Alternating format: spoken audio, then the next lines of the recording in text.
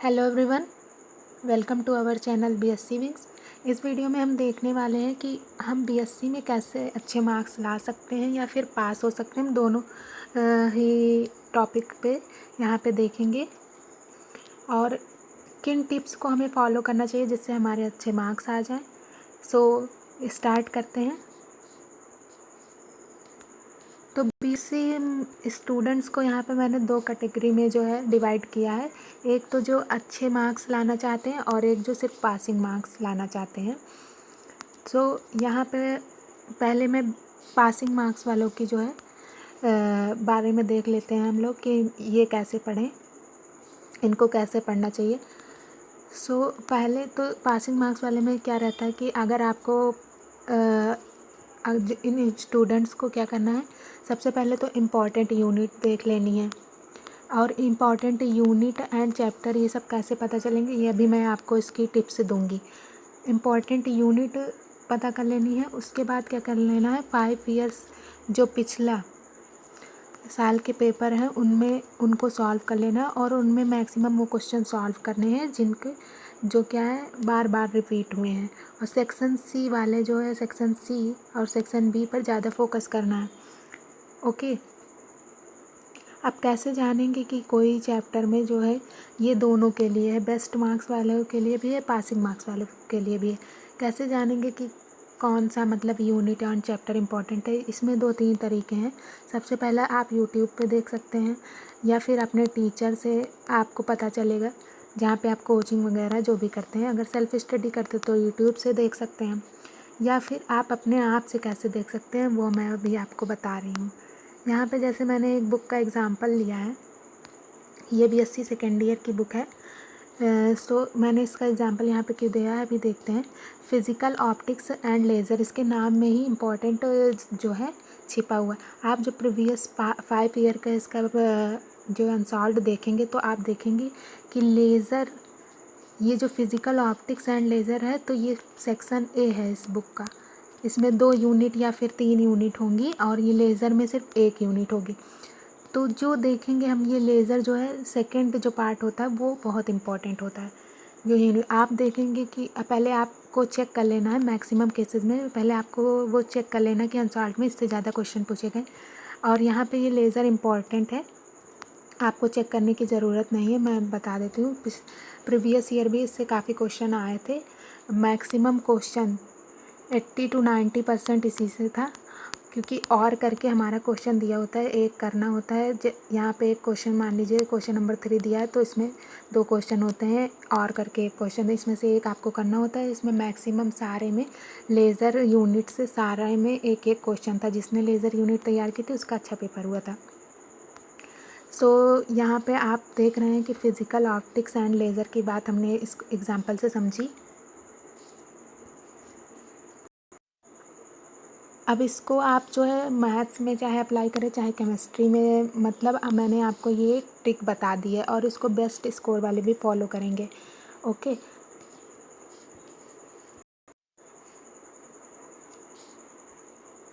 और passing marks वालों को भी मतलब ये देखना चाहिए कि जो चैप्टर एकदम बेसिक है उसमें वो हर चैप्टर उससे रिलेटेड है, उस चैप्टर को ज़रूर पढ़ लेना चाहिए जिससे आगे उन्हें समझ में आए और उनका मतलब जो है मार्क्स भी अच्छे हो सकें।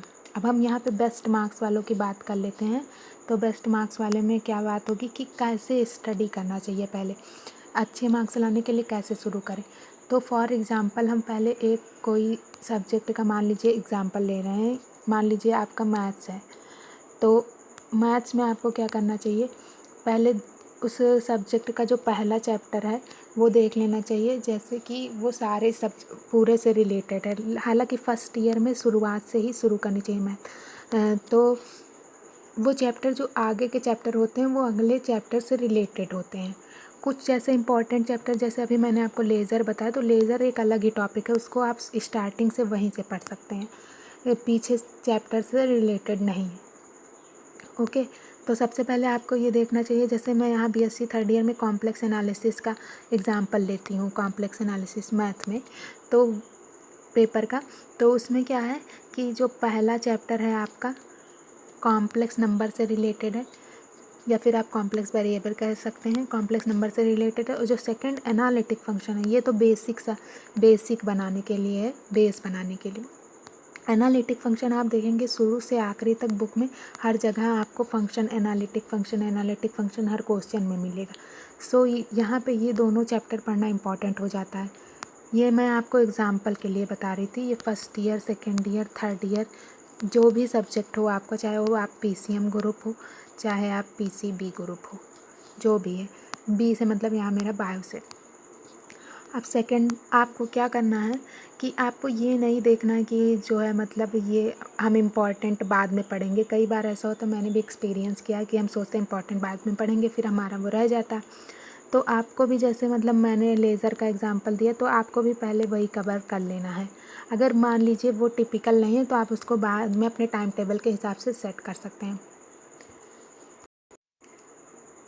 और यहाँ पे एक बात ध्यान देने वाली है, जैसे आपको पूरा पढ़ने के चक्कर में आप रहेंगे हमेशा, तो 3 पेपर होते हैं फिजिक्स और मैथ और सबके स्टार्टिंग में, तो आप वो पूरा नहीं कर पाएंगे। 1 ही 2 पेपर उसका पूरा कर पाएंगे, या फिर सेकंड में आधा अधूरा रह जाएगा, फिर किसी में आपको परेशानी होने लगेगी कि इसमें मतलब मैंने पास होने भर का भी नहीं पढ़ा, टेंशन होने लगे।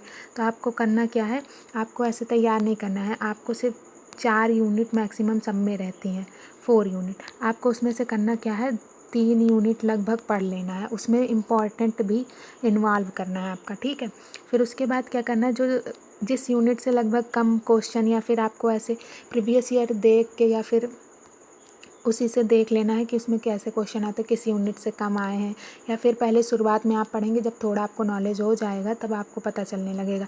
तो फिर उस यूनिट में क्या करना है, आपको उसको छोड़ना नहीं है, उसको ओवरव्यू ऐसे ले लेना है, मतलब जैसे कि जो जो क्वेश्चन आए हैं प्रीवियस ईयर 5 ईयर में, उन्हीं क्वेश्चन को उसमें देख लेना है, वो एक बार हल्का से समझ लेना है, ओके। और उसका अलग से मतलब एक नोट्स पेपर में कर देना कि ये क्वेश्चन आया था और ऐसे ऐसे हमें देख लेना है। तो इस तरीके से आपका जो है मतलब 3 यूनिट भी कवर हो जाएगा और वो 4 यूनिट भी ओवरऑल कवर हो जाएगा। मैं यहाँ पे एग्जांपल दे रही हूँ, अगर आपका 2 यूनिट भी तैयार है तो आप 2 में जो है इम्पॉर्टेंट क्वेश्चन ऐसे पढ़ सकते हैं, ओके। अब आप ये जो दोनों में के लिए कॉमन जो मैं बताने जा रही हूँ अभी, कॉमन टिप कह सकते हैं, तो उसमें क्या करना है कि आपको जैसे कोई क्वेश्चन होता है सेक्शन सी में, मोस्ट इम्पॉर्टेंट होता है, हर बार आना ही आना है, वो 4-5 क्वेश्चन में से, तो उनको क्या करना है, आपको एक कॉपी में नोट कर लेना है, उनको एक बार शुरुआत में ही देख लेना है, जब वो चैप्टर, यानी कि मतलब आपका पेपर का मान लीजिए 5-6 महीने या फिर जो 2-3 महीने बचे तभी देख लेना, क्योंकि लास्ट में आपके लिए बहुत बर्डन हो जाएगा। तो आपको क्या करना है, उनको देख लेना है, और देखने के उनको एक बार मतलब समझ के पढ़ वढ़ लेना है, ये नहीं कि उसको रटना। फिर लास्ट टाइम आपको जब वो प्रैक्टिस करना है उसकी, जब पेपर आने वाला होगा तो उसके 1 महीना पहले या फिर वो आप प्रैक्टिस कर सकते हैं। और हमेशा पढ़ने का तरीका है ना, वो आपको पहले तुरंत नहीं समझ में आएगा कोई चीज़, तो उसके लिए परेशान नहीं होना, पहले समझना है, फिर पढ़ना है, फिर उसको लर्न करना, फिर उसकी प्रैक्टिस करनी है, ओके। और लास्ट में जिनका ऑब्जेक्टिव पैटर्न है उनके लिए ये कहना चाहूँगी कि जैसे कि आपको बस हर टॉपिक को समझना है, पहले उसका नोट्स नहीं बनाना, पहले उसको आपको समझना है, और करना क्या है कि पढ़ना है, समझना है, फिर उसके बाद क्या करना है, आपको एक उसका ऑब्जेक्टिव क्वेश्चन कहीं से भी, बुक से या फिर प्रैक्टिस सेट जो भी आपके पास अवेलेबल हो, नेट से जो भी है, तो उसको समझ लेना है, फिर उसके ऑब्जेक्टिव क्वेश्चंस को देखने, ठीक है। पढ़ने के बाद उसको समझना है अच्छे तरीके से, आप कहीं से भी समझ सकते हैं, बुक, यूट्यूब, जो भी।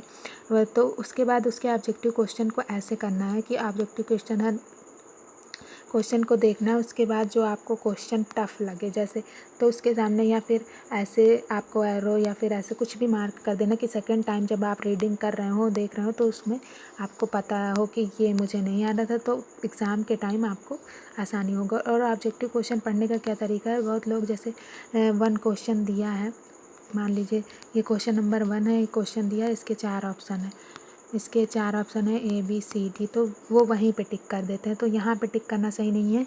आप देखेंगे कि हमेशा बुक का जो पेज होता है, यहाँ पे मान लीजिए आप ऑब्जेक्टिव क्वेश्चन दिए हैं तो यहाँ पे इतना खाली रहता है, यहाँ पे कुछ नहीं रहता, तो वहाँ पे आपको उसका आंसर अगर इसके पेज के नीचे दिया तब तो ठीक है, नहीं तो उसके ऊपर जितने क्वेश्चन हैं उनके आंसर दे देने हैं। और हमेशा आपको जो है हाइड करके आंसर देखना है जब एक बार पढ़ने के बाद।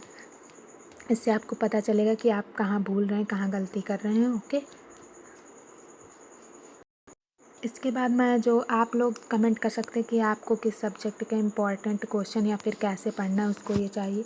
मैं इसके बीएससी थर्ड ईयर का बनाना है, इसमें स्टार्ट करूँगी कि किस तरीके से पढ़ना है इम्पोर्टेंट क्वेश्चन। और इसके बाद इस वीडियो के बाद मैं बीएससी सेकेंड ईयर के भी सोच रही बनाना। अगर आपको किसी भी सब्जेक्ट का स्पेशली वीडियो चाहिए तो आप नीचे कमेंट कर सकते हैं। अगर ये वीडियो आपके लिए फ्रूटफुल हो तो लाइक शेयर एंड कमेंट ज़रूर कीजिएगा। Okay, thanks for watching this video.